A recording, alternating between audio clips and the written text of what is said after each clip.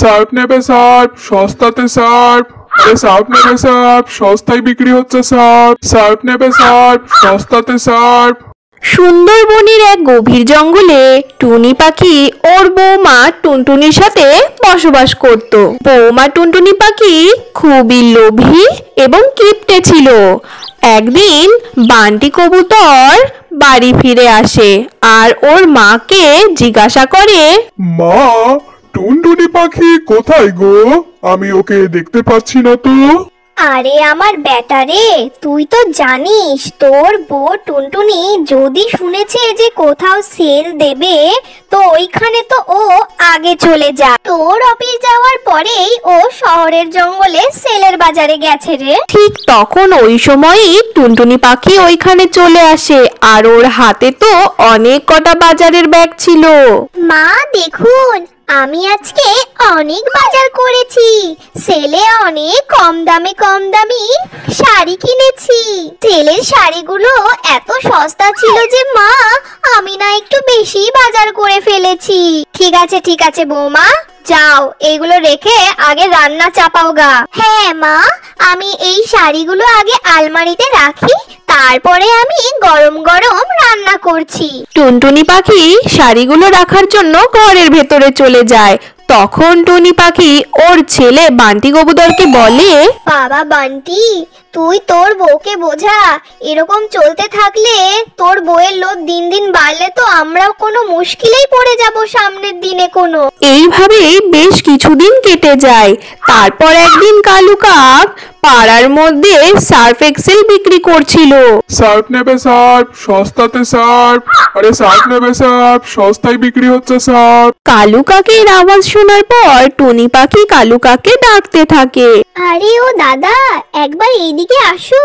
কালু কাক তখন টুনটুনির কাছে চলে আসে। আরে বোন, এই দেখো, বড় 2 কেজি সার্ফ এক্সেলের প্যাকেটের সাথে একটা বড় বালতি ফ্রি। অনেক সস্তায় দিচ্ছি আমি। এত সস্তায় সার্ফ এক্সেল তুমি কোথাও পাবে না। বলো কত প্যাকেট দেবো তোমাকে? টুনটুনি তখন সার্ফের প্যাকেট কেনার জন্য ওর শাশুড়ি মার কাছে টাকা আনতে চলে যায়।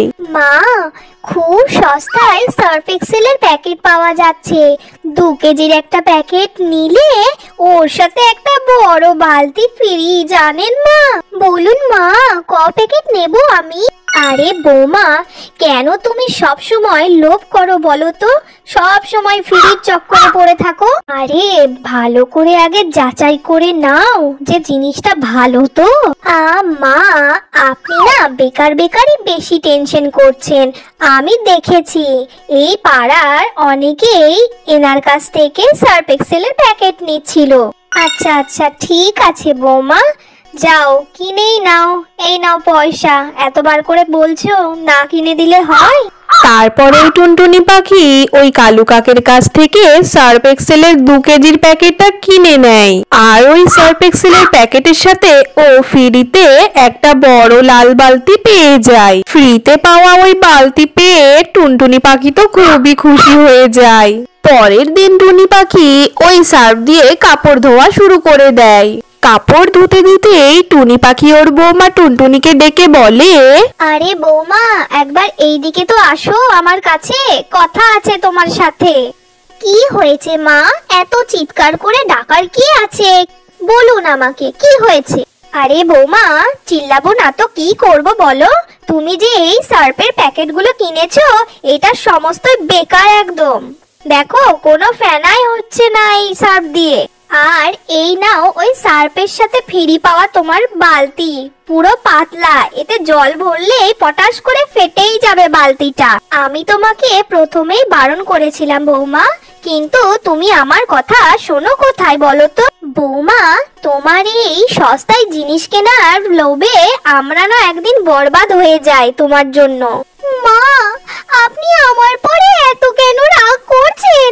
আমার এতে দোষ কোথায় বলেন তো? আমি তো 2 পয়সা বাঁচানোর জন্য এরকম করি, আর ওই কালু কাক যদি আমাকে এরকম বাজে সার্ফ দিয়ে দেয় তো আমি কি করব মা বলেন তো?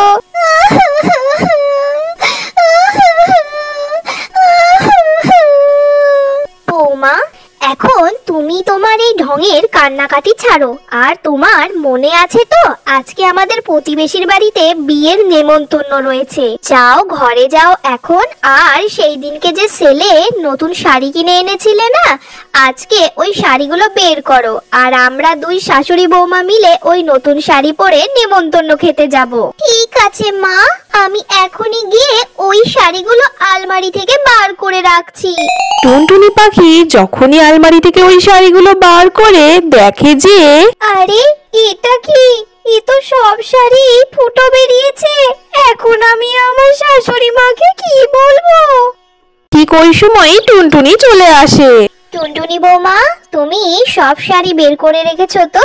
মা, এই সব শাড়ি ফাটা ছেঁড়া বেরিয়েছে।